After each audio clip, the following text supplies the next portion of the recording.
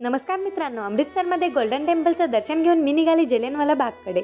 लहानपणी पुस्तकामध्ये वाचलं होतं आणि आज मी ते प्रत्यक्षात बघायला चालली आहे.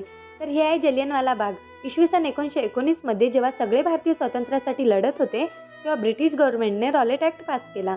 13 एप्रिल 1919 रोजी याच ठिकाणी जलियांवाला बाग हत्याकांड झाला.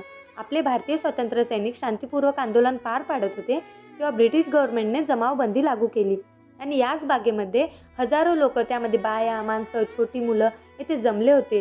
नंतर ब्रिटिश सैनिकांनी पूर्ण जलियांवाला बाग घेरून घेतला आणि ओपन फायरिंग सुरू केली, ज्यामध्ये निष्पाप लोकांचा जीव गेला. ब्रिटिश सैनिकांनी 10 मिनिटात 1600 राऊंड फायर केले. कोणाला पळण्याचा ना लपण्याचा चान्स मिळाला. जीव वाचवण्यासाठी सर्वांनी जवळच्या विहिरीमध्ये उड्या टाकल्या, पण जनरल डायरच्या सैनिकाने कोणालाही जिवंत सोडलं नाही आणि याच विहिरीतून 120 मृतदेह बाहेर काढले. आणि आपल्यासाठी हा काळा दिवस होता. आजही आठवलं तर अंगावर काटा येतो.